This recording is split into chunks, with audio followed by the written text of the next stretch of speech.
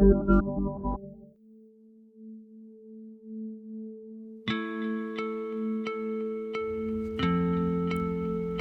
peace, not war. The slogan coined during the Vietnam War is barely heard today in the Russia-Ukraine context. The media is frothing at the mouth against one player or the other, advocating war and not peace. History and the political context is being ignored. Why has Russia gone to war? What were the compulsions that it kept warning the West about? What is its game plan? Certainly not World War III. Why is the US insistent on expanding NATO? Why have both the US and NATO left Ukraine now on its own to defend its territory? The story is not as black and white as the world media is trying to make it. The history is convoluted, as is the geopolitics. Ukraine will never be as it was before the Russians went in. As for Moscow, Putin still has the wind on his side. Welcome everyone to another edition of Off Limits. Our guest this week is Lieutenant General Vijay Oberoi. He was the former Vice Chief of the Indian Army, former GOC&C of the Western Command. He's now the President of the War Wounded Foundation, and he set up a research and policy organization for the Army after his retirement, CLAWS, which is the Center for Land and Warfare Studies. He is a well-known voice, a sane voice emerging from the military. And we are very, very happy to have you with us, General Oberoi. Thank you so much. Thank you. Thank you, Seema. So we are here to really discuss a little bit of what's happening in Ukraine. And I will start with the million-dollar question, which is not easy to answer. Maybe it is today. Are we heading for a World War III? It's a good question. I hope the players who have started this war or the prelude to this war have become saner by the day. And we don't go into a third world war, because all wars are dangerous and bad. But a world war, and a world war where the both sides have got nuclear weapons, is actually the most horrendous one can think about, because its reach is not just among the two adversaries. The reach is global. So what we are facing today in the Russian attack in Ukraine is actually global in nature, because the repercussions are and will soon be even more global than what they are. So I'm sure the people will reduce their egos, if there are any, and I think there are some, and do not reach that particular place where this war in Ukraine so far goes out of hand. Right. I think the people who are managing it are becoming saner. They are learning. Right. So I wish some of our anchors would hear and listen and pay heed to your statement that all wars are horrendous and they're bad. You know, and that's coming from an army general who's faced conflict. What is interesting, though, is that they are, even the media globally seems to be divided between Ukraine, America, NATO versus Russia, China, whatever. In this kind of a scenario, let's talk a little bit about NATO. When this organization came through and this military alliance started, and the Americans are obviously supporting and prompting and nurturing it, how dangerous has it become for the world? Yeah. You see, the beginning of NATO and the beginning of it was soon after the Cold War started, after the Second World War. On one side, we ditched the League of Nations, as you will remember, and formed the UNO, United Nations Organization, because The League of Nations had not served the purpose, and that's why we had the Second World War. And hopefully, people were hoping that the UN will be a much better organization which will stop future wars. Anyway, the NATO was formed because the two adversaries, the USA and the Soviet Union at that time, which were the two superpowers, it was the American thought that the war between the West and the Soviet Union will be fought in Europe. And therefore, all the countries of Europe which formed part of the Western Alliance got together and said we must have a military organization, actually a political military organization called NATO, so that the war in Europe can be avoided, diluted, or not held at all. And this was the initial thing. Now, what happened was, when, if you remember, the Soviet Union, and this is important to know because it was not featured very well. See, the core of the Soviet Union was Russia, and it had its satellite states both in Europe, Western Europe, even Latvia and all that, and also in the Central Asian republics. So, having these peripheral states were in effect something like what we should have had in India between India and China, Tibet, but we lost it. But those are not the points to be discussed today. We can discuss it some other time. So NATO was thus formed, and as a corollary to that, the Soviet Union formed the Warsaw Pact. Warsaw Pact was also a military pact. So therefore, in Central Europe, you had the Western armies under the head of NATO and the Soviet armies under the head of Warsaw Pact. And they existed for a long time. And the good thing which emerged out of all this, to be brief, is that a decision automatically was taken or happened to be that nuclear powers should never try and fight each other because the war may lead to a nuclear conflagration. And that is a point which impinges today on what is happening in Ukraine. Right. See, like, for example, now you remember the Cuban crisis of 1962. Now that was nearly, we had a nuclear war at that particular time, but there were statesmen on both sides, and therefore the result was that there was a de-escalation. It's finished. Today I see a little change, because today we have leaders, but not too many statesmen.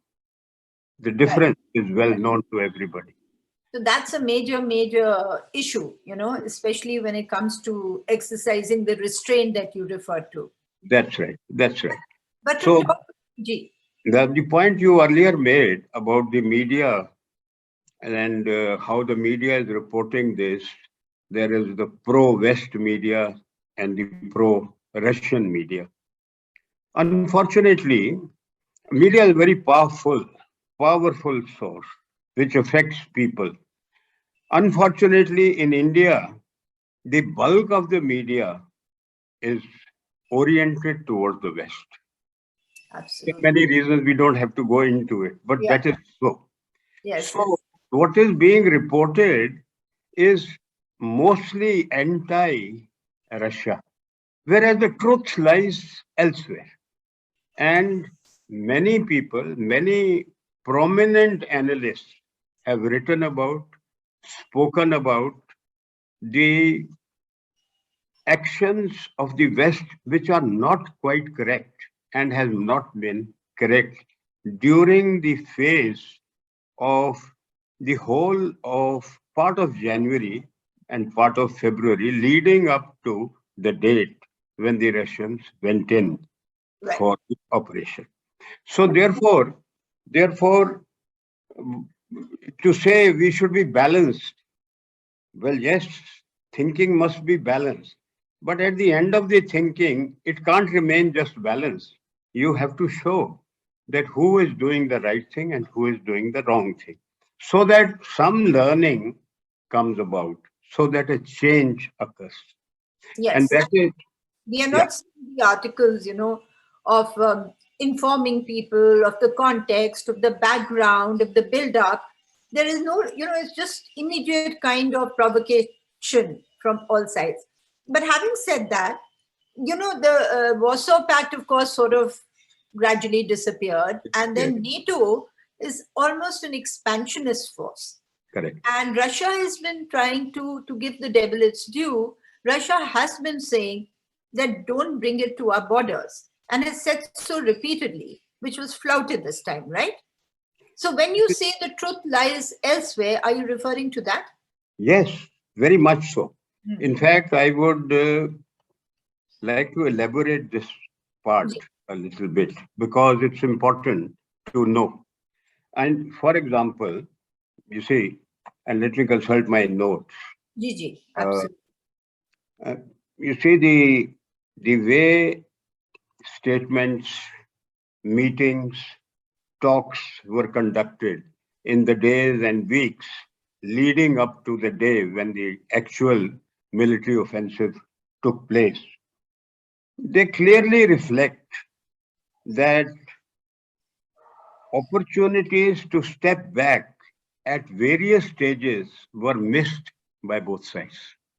And therefore, in the escalatory ladder, we see that the whole thing was being escalated on and on. But the point which you made about the sensitivities of Russia to the states which are adjoining NATO countries is very, very high and has been conveyed by the Russians to the West, to the Americans especially, by Putin and his foreign minister and others all the time. Unfortunately, the West did not note it, even when its own persons, Americans, told the establishment about it. For example, there was the ambassador of USA, Burns, I think his name was Robert Burns, who is now the head of the CIA.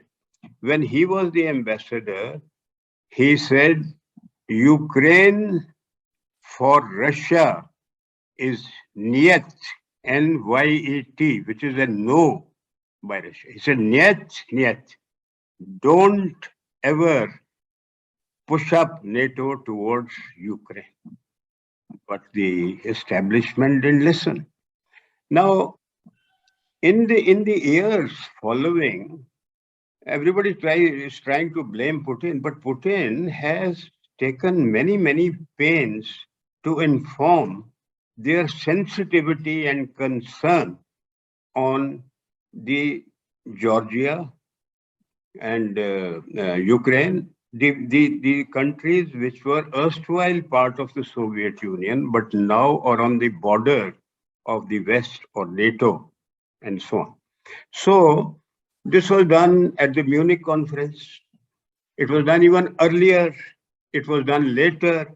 And it was also done now on the events leading up to it, because there were statements made in Washington, followed by a statement made in Moscow, and it carried on up and down, up and down, up and down. But finally, the sensitivity was not learned of the Russian sensitivity. See, the Russians say the Soviet Union has broken. We agree with it. We have agreed. But when the Soviet Union was broken in the Americans were naturally very happy, but in this happiness, they lost sight of realities on the ground. That Russia was not a small little state which was left. The Russia was the biggest part of the Soviet Union which was left. It had all the resources. All it needed was to put its act together. And over the period of time, especially after Putin took over, Russia has become both militarily and economically a much more powerful state than what it used to be when the Soviet Union was at that point of time. But what has happened that the Americans in their euphoria did not notice it or noticed it but took no action against it. They still thought, oh, it's a small state, they're finished, Russia is finished, and so on. So that is the real cause that Ukraine, at this point also I need to mention that in the Soviet Union, Russia was the biggest state and Ukraine was number 2. Among all the others in Central Asian republics and in the Europe, it was number 2 was Ukraine.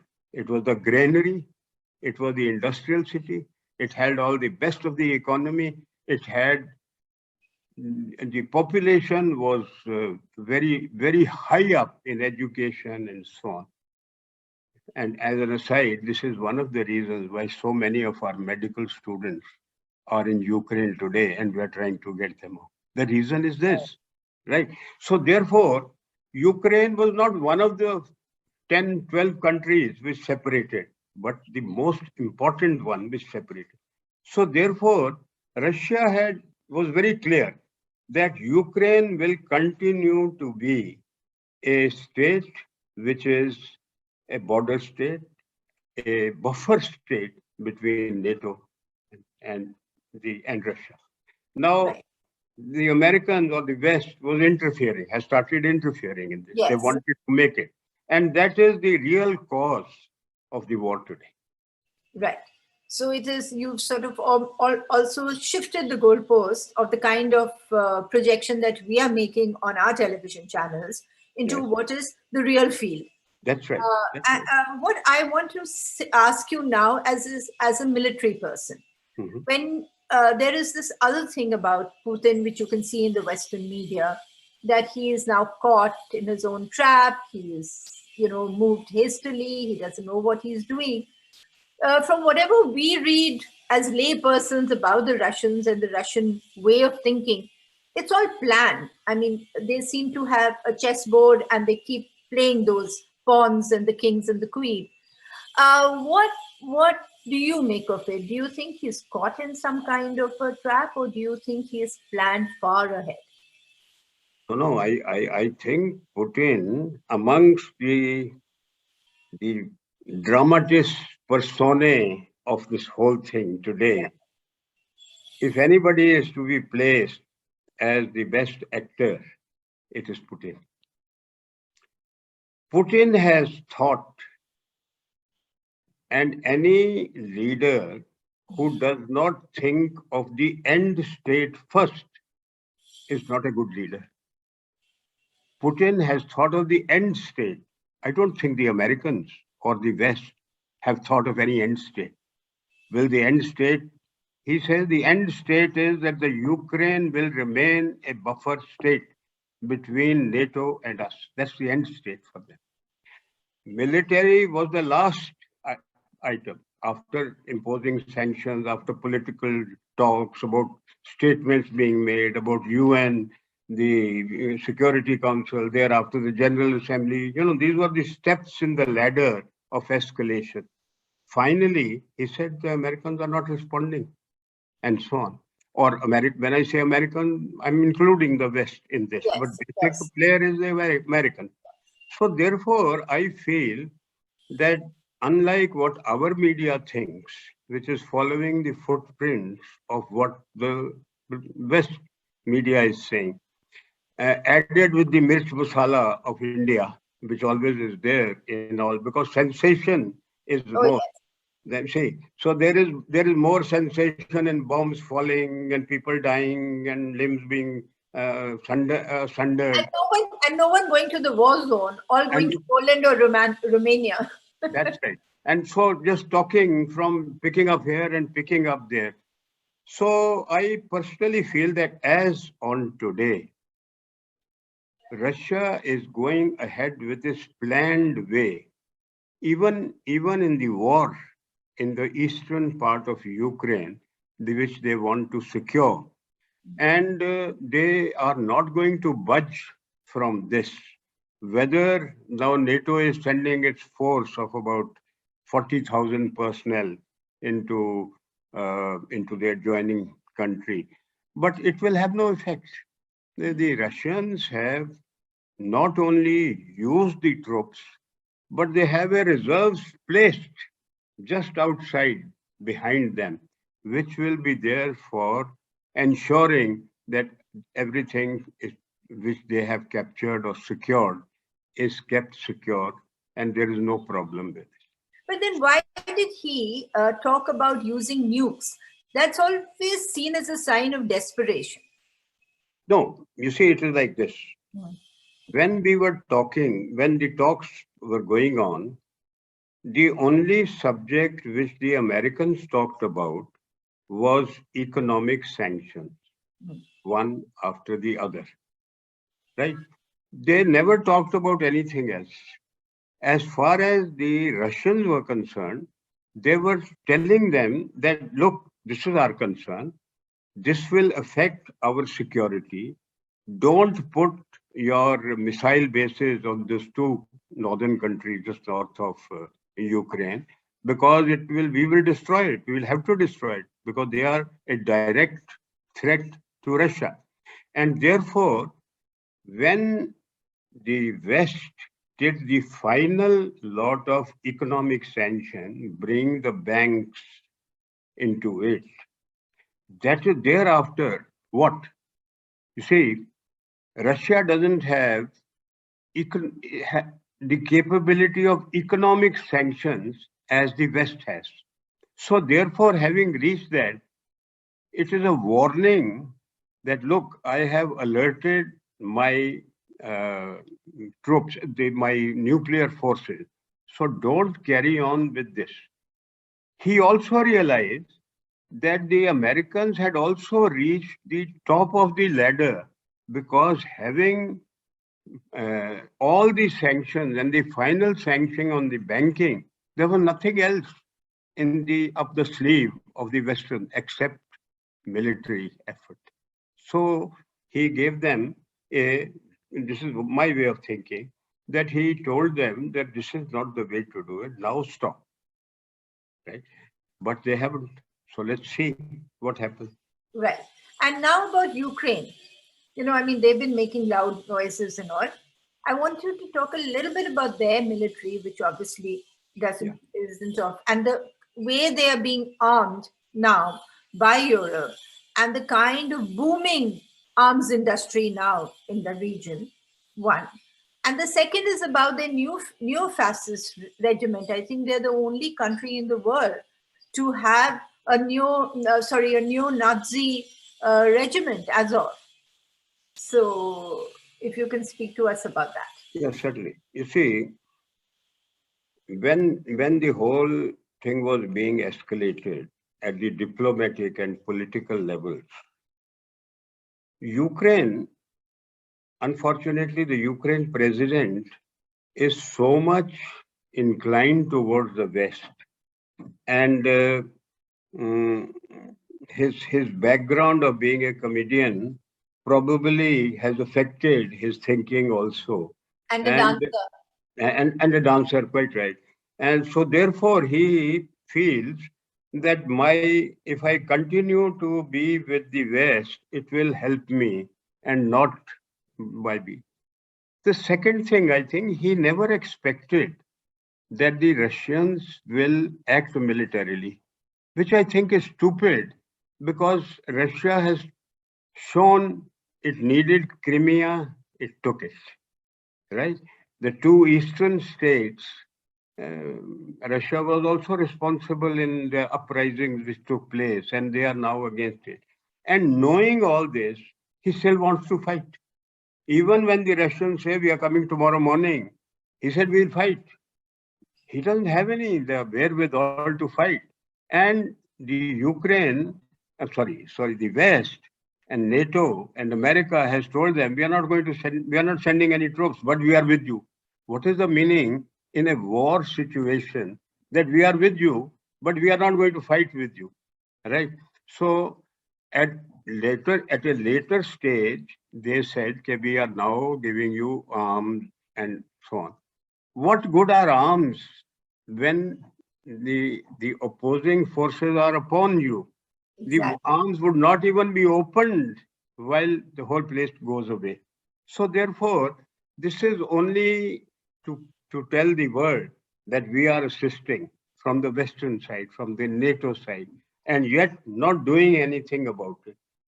In a way, it is also a saner option from the West point of view, because they have at last perhaps understood that they don't want a nuclear war, or nobody wants a nuclear war at this point of time. So it is now a question of somebody else stepping in to this. And I would like to bring India here, because India has importance in this aspect also. You see, during the discussions and the Security Council meetings in the UN, the General Assembly meeting, it was quite open, quite visible that we are talking about two different groups, the Western group and the smaller Russian group. But the third group, which usually abstained, started from 1 abstention to 13 abstentions in the General Assembly. The reason is that a lot of smaller countries and potentially powerful countries said this is all wrong. We need to put a lid on all this. And therefore, now, if we agree that the West has reached the zenith of its sanctions or whatever they are going to do, and the Russians have acted, but they are waiting for any more thing to come. This is the time when negotiations by a third party are necessary, so that the negotiations which were not happening earlier should now start. And in that process, the two countries which I find are China and India. And I personally think that knowing our equations with both Russia and the West and the USA, India is the country which both would like to do so. But we are seeing no signs of that. Yeah. Pardon? We are seeing no signs of that. No, we haven't seen it. Yeah. But I'm saying we should be thinking, yes, getting our people who are Ukraine out is a big thing. Yes, it is important, and we are doing a good job of it. But that's not the end of it. The end is that the war should not happen. The Third World War should be stopped. The nuclear should be put back in wherever they are. And therefore, somebody is required to talk to them, because their one-to-one talk has failed earlier. One-to-one means diplomats from Russia and diplomats from the West. They have not been able to come to a conclusion. The third party is required. Among the third parties, I see these two, China and India, and for many reasons which need not be articulated here, China may not be acceptable to both, whereas India would be acceptable to both. China would want to do it, but I think India...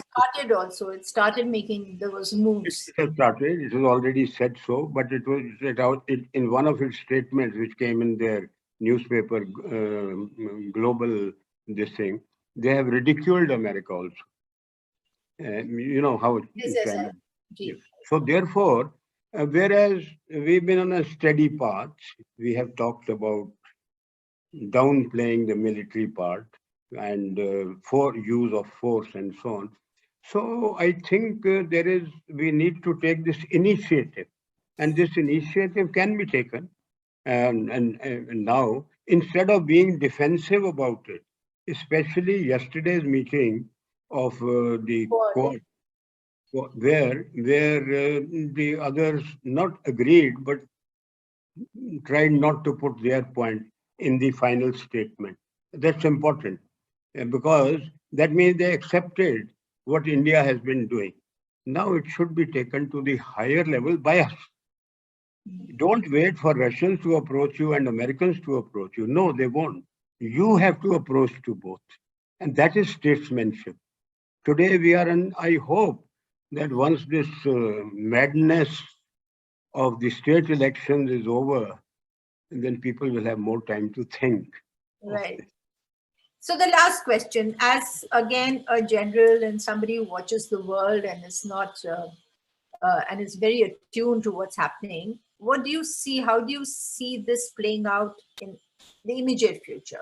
This Ukraine, Russia, NATO conflict, and of course America is. You see, third part. Firstly, I've talked about the third party. I won't talk anything more about it. Yes. The third party is to diffuse. Yes, absolutely. Come to a conclusion. Absolutely. But what will happen is that the two rebel states, as Ukraine calls them in the eastern provinces, will now become proper states, right? And be part of the Russian friends of the Russian. If you notice that the operations which are the Russians have launched, they have launched a 6-pronged approach from all sides, just as India did in Bangladesh in 1971. Oh, interesting. Gee. Yes, it is very much similar to that. And but unlike us, where we were going from all the sides, the Western Ukraine has only been touched partially, nominally, because it is the Eastern Ukraine which Russia wants to ensure as the buffer state, if not the whole of the Ukraine. So that it is not going to go back from. My feeling is that the end of all this, talks, whatever, and the ceasefire comes in, whether by the UN, whether by India, whether by somebody else, the forces which Russia has inside Ukraine, in the eastern portion of Ukraine, will remain. Whether it becomes a separate country, East Ukraine, whether it amalgamates the two rebel states already, or whether it becomes a Russian state as just like Crimea, is something which will probably be decided.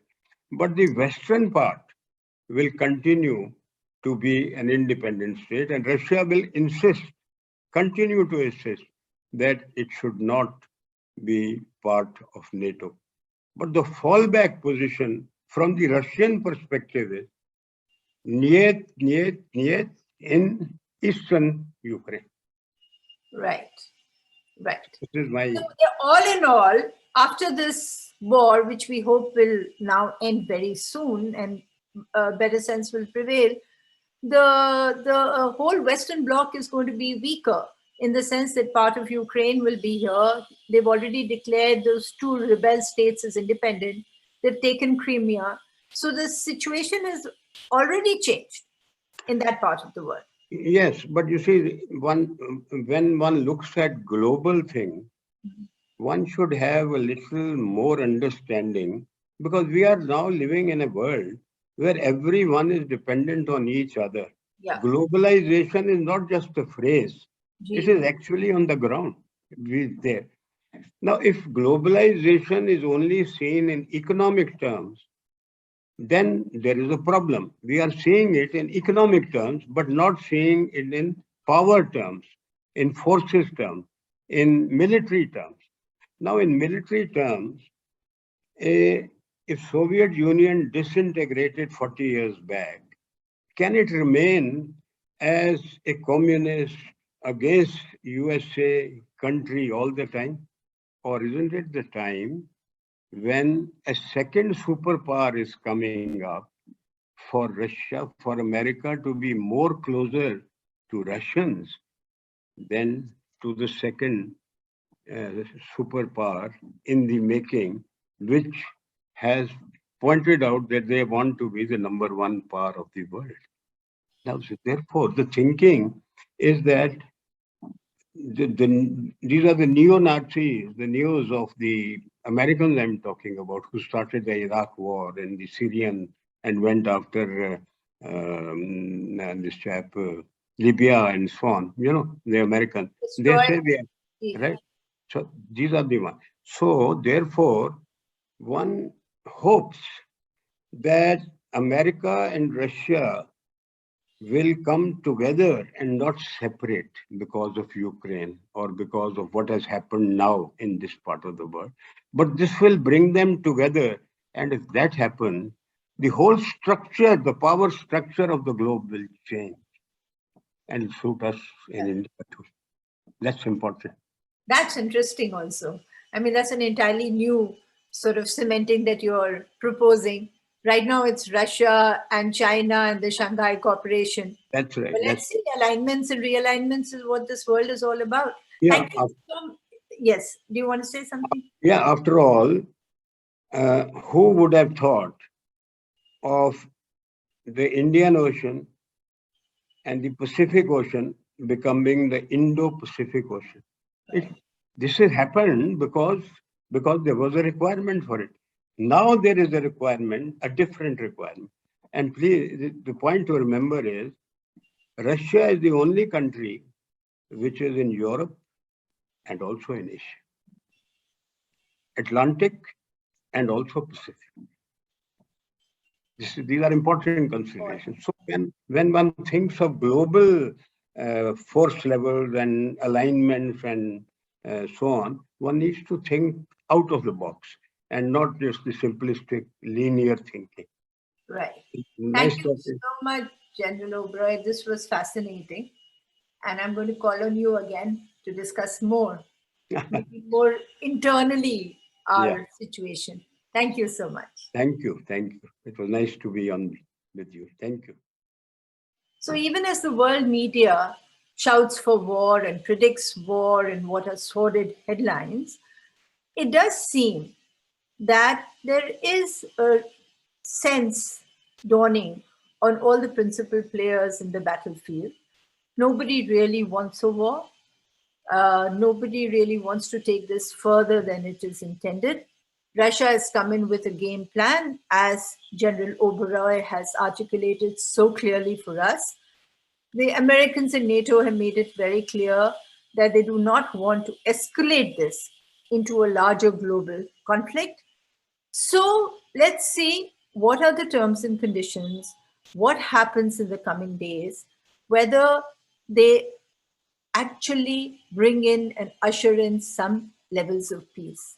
Of course, in the process, hundreds have died. There is deep suffering. The innocent person has been left homeless, and the spoils of war, as it were, might benefit one country or the other, one bloc or another bloc, but it is the common person who really ends up destitute. Which is why journalists have to preach, have to work, have to propagate peace and decry war. And they can only do that by bringing out the facts, by bringing out the context without taking sides, and actually bringing in this whole argument, which is a sane argument that supports peace and not war.